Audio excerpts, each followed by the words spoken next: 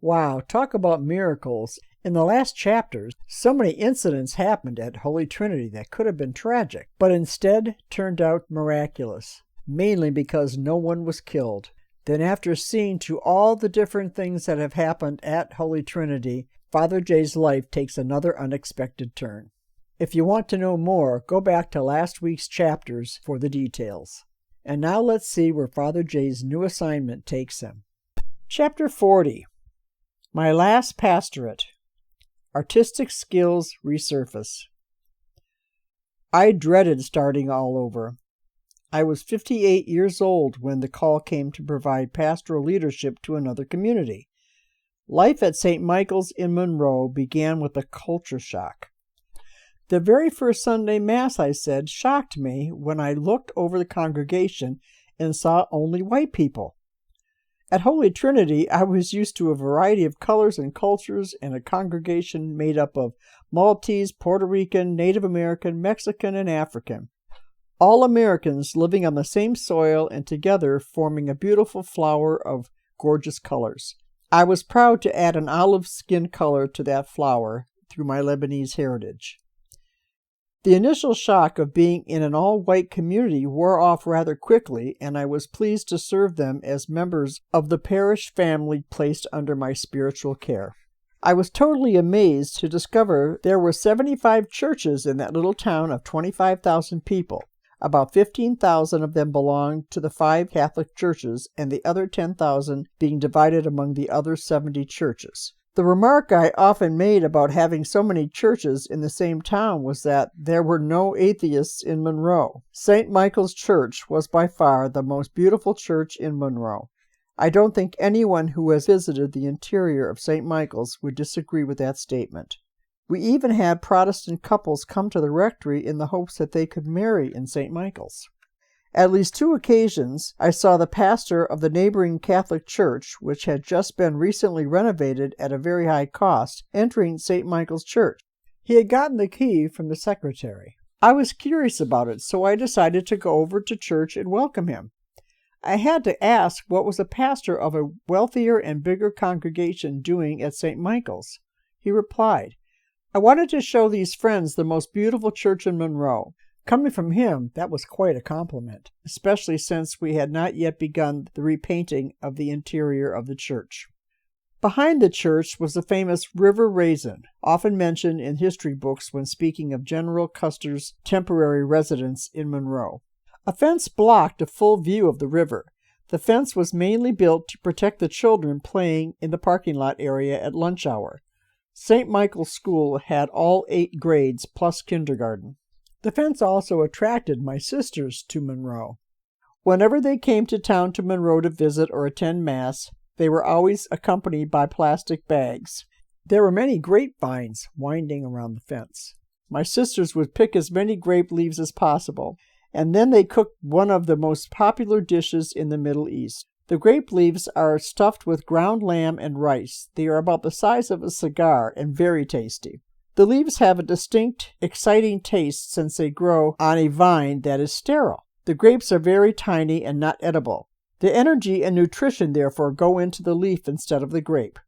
I always joined my sisters in the great art of grape leaf picking, and for a very particular reason. The more we picked, the more we ate. After picking grape leaves in the proper season for several years, the fun of grape leaf picking came to an abrupt stop. I had to inform my sisters, my brother, and brother-in-law that the young folk had volunteered to clean up the fence area, and several of them caught poison ivy. The ivy intermingled with the grapevines, and contact with one easily included contact with the other. Their parents were a little upset, but we had no idea that the growth along the fence contained poison ivy. The kids touching them with their bare hands broke out. The person in charge of that project realized only too late that it was a mistake to have anyone working around shrubs and vines without wearing proper gloves for protection. While I was adjusting myself to a new lifestyle in Monroe, I realized that I had more time. The days were about the same, quite busy, but the nights seemed longer. Many evenings after about 9 p.m., I was absolutely free to relax. I could watch television, read, talk to parishioners, play the piano, or go to bed early. I tried every one of those in the beginning. I even started working jigsaw puzzles. Compared to the hectic pace that was continuous at Holy Trinity, this was actually pleasant. To my total surprise, occasionally there were some afternoons with no appointments at all. Previously, only my day off was free of schedules. Having a little more time and being away from the city in the midst of Mother Nature, I started feeling something artistic reawaken in me. I used to do oil paintings about 11 or 12 years prior to this time. While at Holy Trinity, I simply did not have much spare time to include painting. I loved what I was doing, but the work was debilitating. At St. Michael's, the desire to get back into painting was enhanced greatly one day. By chance, I happened to see Bob Ross producing a beautiful painting on TV. It only took him half an hour. That was impressive. I began to follow this creative line of thought until one day I simply broke out and bought some art equipment.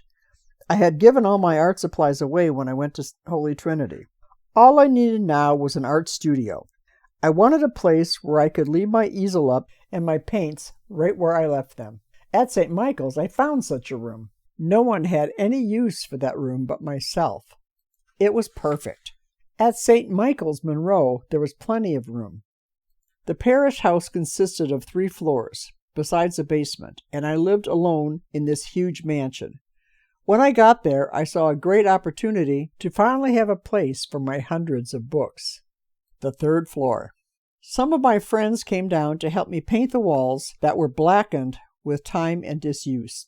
The result was a practical use of the 4 rooms on the 3rd floor, untouched by anyone and never visited because it lacked beauty, electricity, and heat. The rooms soon received names. One was my library, of course, another was the chapel, the 3rd was a storage room. The 4th room remained open for some future purpose. When I started painting again, there was no doubt about the future of that room.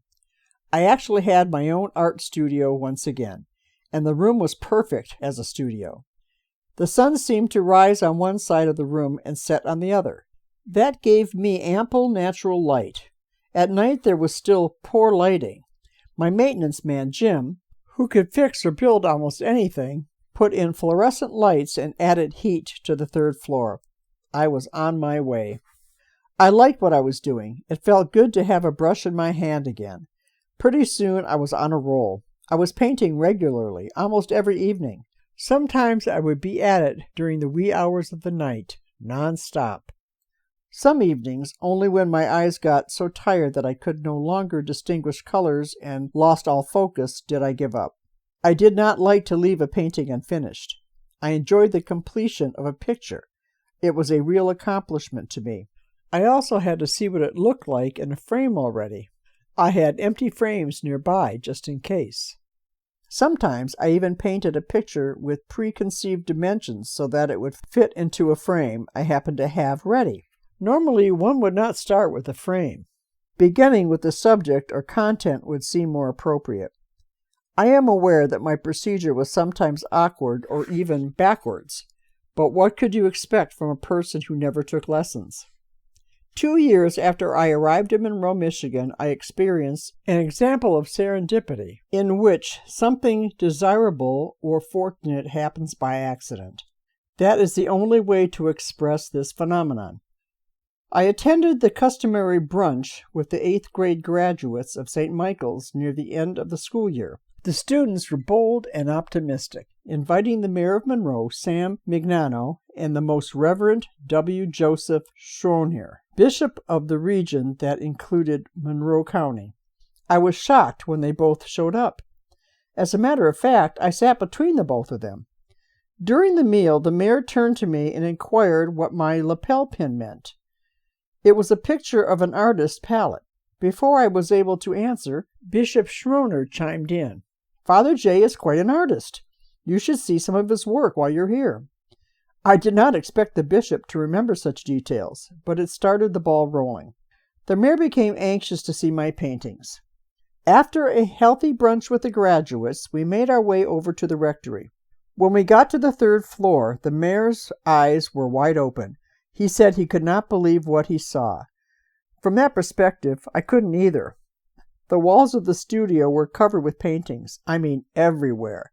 You had to take it on faith that there was a wall behind all those paintings. The chapel was also covered with paintings. Above the books in the library, paintings were in abundance. Even the storage room, a most unlikely place, had its share of paintings. The mayor expressed amazement at the wide variety of subjects, the varied styles, techniques, and medium used. There were paintings of flowers, mountains, trees, and rivers, paintings of people, paintings that were impressionistic, others with a flavor of modern art, and still others with a metaphysical or religious message. Some were done in oil or acrylics, others in watercolor, airbrush, or pastel. "Did you do all of these?" he asked sincerely. I knew by the tone of his voice that he was not kidding. "Yes, every one of them," I said simply. "Are you aware that we have an art exhibit at the City Hall every year? Artists come from all over to display their magnificent work. I would like to have your artwork on exhibit at the City Hall," he said excitedly. I thanked him, but I timidly questioned having my work on display and being compared to all those established artists. "I'm not talking about you being part of an exhibit. I mean a one-man art exhibit." I didn't know what to say. I looked around the room, and for the first time I realized just how prolific I had become. I had no idea how many paintings I had done in such a short time. When I arrived in Monroe, I had brought a few with me that I had kept through the years. The rest I had given away as gifts. Up until that time, I believed I gave away at least 50 paintings. I never sold them. Was the mayor talking about an exhibit in which people would come with the intention of purchasing a painting? I didn't think so. Feeling sure of that, I did not ask him. A few days later, I received a phone call from Dan Rowe, an art critic for the Monroe Guardian, a local newspaper. He wanted to set up an appointment for an interview concerning my artwork. The mayor obviously followed through on his word, even to the point of arranging the interview. Mr. Rowe, too, was amazed at the volume of paintings. He looked carefully at each one, then made a comment about my style of painting. I often wondered if I had one. "What kind of style do I have?" I was interested to know. He said he would classify me as a Neo-Impressionist. "That's nice to know," I said as I smiled. What does that mean? I was sincere in asking that question. I really did not know. He asked me if I were painting buttons on a shirt, would I just dab a spot on every few inches of the shirt and call them buttons, or would I carefully make a circle and paint the holes for the thread? I quickly responded by saying that I would go boom, boom, boom, each boom meaning a dab, and let the viewer's eye finish off the button. He said firmly, "That's what a Neo-Impressionist is." What an interesting surprise. After all these years of producing pictures on canvas, I finally found out that I had a specific style of painting in the world of art. I presumed he was correct. Because of the newspaper article, word got around rather quickly that there was a priest who also painted. The interest was a lot greater than I thought it would be. Whatever were their reasons, being a priest and being an artist at the same time was apparently a rare concept in the minds of many people. They learned something about priestly life, that priests conduct worship services, preach, teach, pray, and are popular community leaders, but they also have hobbies. Check the golf course on Wednesday and you'll see a lot of golfers who laid aside their Roman collar for a few hours. Priests have hobbies of every sort: skiing, racquetball, hockey, swimming, traveling, etc. They also have skills. One priest in Detroit area is also a sculptor, and a good one. Some are accomplished musicians and attorneys. My poor secretary was glued to her desk. The phone was ringing almost continuously. "Where exactly are you located? Is Father going to sell his paintings at the exhibit? What is the price range of the paintings? How many days will you keep the paintings in the City Hall?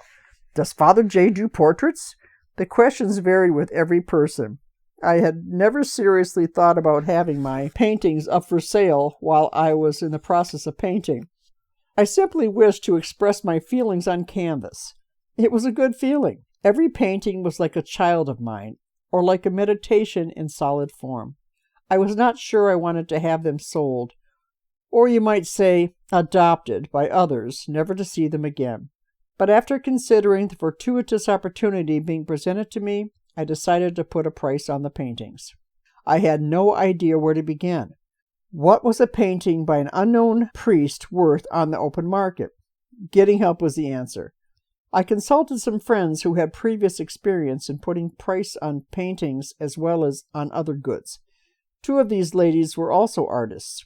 I thought the price range they were suggesting was too high. None of them agreed with me, and so majority ruled.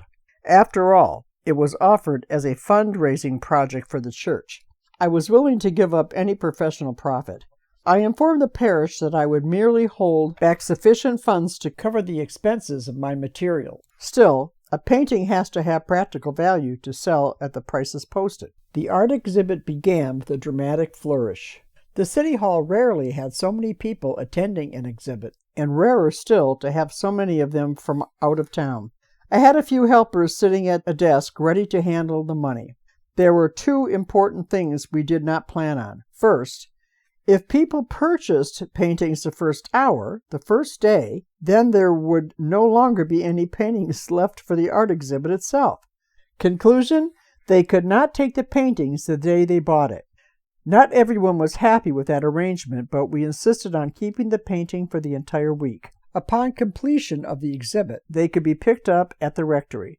The second problem became known to us only when the mayor himself whispered to me that buying or selling the painting was forbidden in the City Hall. Whoop, no one told me about that, I said, surprised. Can we put, let's say, a red tag with a number on a painting just to have someone claim it and pay for it later? Also, to let others know that it is no longer for sale? He thought it was all right, as long as there was no indication of a price or sale and no money was handled in the building itself. I learned another lesson. By the end of the first day, about 80% of the paintings were tagged as sold. By noon the second day, they were all tagged. From the moment we were enlightened concerning actual purchases in the City Hall, there were no signs of sales whatsoever. However, by the end of the week, it was quite a project hauling the paintings, all framed and heavy, over to the rectory. The first floor was lined with paintings leaning against every wall of every room. Then came the job of finding the right one when a buyer came to collect. There was only one mix-up in which two people received each other's paintings. It was eventually straightened out. Not a bad average. I was happy to see the children from St. Michael's School come to the exhibit. They were able to see their pastor in a new light and also have a taste of something cultural.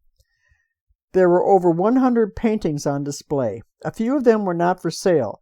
The ones that were personal to me, either as a mandala, which is a painting expressing one's personal belief, or as a religious painting born out of meditation. The exhibit was far more successful than I could ever have imagined. After the exhibit, I did not stop painting. After a few years, it was shocking to see the walls all covered again. Paintings were everywhere, not just on the third floor, but also on all the floors in every room. In 1995, I said to myself, I believe it's time for another art exhibit. This time, I had the exhibit at St. Michael's Parish Hall. It was larger and more convenient. The paintings could be carried over to the hall by hand instead of by car, and some of them were big. Help came from everywhere. The owners of the Craft 2000 art store let me borrow their unused stands to hold up the paintings. Some artist friends loaned me their easels and display stands. Another volunteer was in charge of live flowers to be placed in strategic places throughout the hall. I decided not to extend the exhibit for 5 days as before. Just 4 hours should do it. From noon to 4 on a Sunday afternoon, just 1 week before I retired. For one thing, I was packing all week, and I would be much too busy to handle both projects. A very nice article was again placed in the local newspaper after another personal interview. Many people told me they were waiting for a long time for this one. The article sparked an even wider interest. The Detroit News must have read the article and wanted to have an interview with me. The interest was growing. Then Channel 2, seeing the article in the Detroit News, called about offering a special interest story on television about the priest who paints. By noon on Sunday, the day of the exhibit, the entire parking lot was filled, and all the streets surrounding the parish were lined with cars. We had several volunteers controlling the inflow of people at the door so as to avoid a stampede. I had 115 original paintings, all framed as before, and about 300 prints made. The prints were included so that everyone in attendance could at least afford to make a small purchase, easily within their budget. Almost every painting and print were sold. Some folks were quite disappointed that they did not come early enough that day to get an original painting. They asked if I would do a commissioned painting for them. I hadn't thought of that. Once I agreed, others made requests as well. The orders started to come in. I ended up with 35 commissions for additional paintings. I was astounded. I never dreamed I would have that kind of success as an artist, and with no lessons. By accepting the commissions for more paintings, I set myself up unwittingly for a busy first year of retirement, especially since I promised to complete them before the end of the year, that is, within a 6-month period. True to form, I waited until the middle of October before I began the commissioned work. They were all done by Christmas of 1995.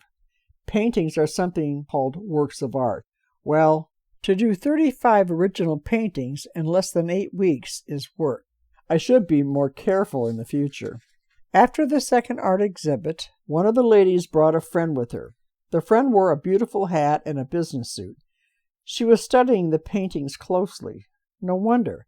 She worked at one of the art galleries in a wealthy northern suburb of Detroit and was also an art critic, as she later shared with me. I thought, well, now I'm in trouble. An art critic. That's all I need. I kept moving away from her, but as luck would have it, she and I were suddenly facing one another. I blurted out, "Okay, give it to me straight. How do you rate my paintings? I'm a big boy, I can handle it." "What art school did you attend?" she inquired. "I never took lessons anywhere," I said softly, with a sense of defeat in my voice. I believed in that very moment I was ruined. She would recognize me as a phony, an imposter. She then replied with a statement that put my fears to rest. "Don't ever take a lesson." "I hope you mean what I think you mean." "Absolutely. You have a freshness and an originality that stands on its own. Your works unveil, without reserve, a free and creative spirit. Lessons could limit that sense of freedom and creativity." She continued explaining that the purpose of art lessons is to teach technique which, at this point in my life, could be confining. I felt a sense of honor by not taking lessons. Please don't misunderstand. I would recommend lessons for anyone learning to paint. Thank you for listening, and please join us every Sunday at 3 o'clock for our watch party as I premiere the next chapters of Father Jay's book.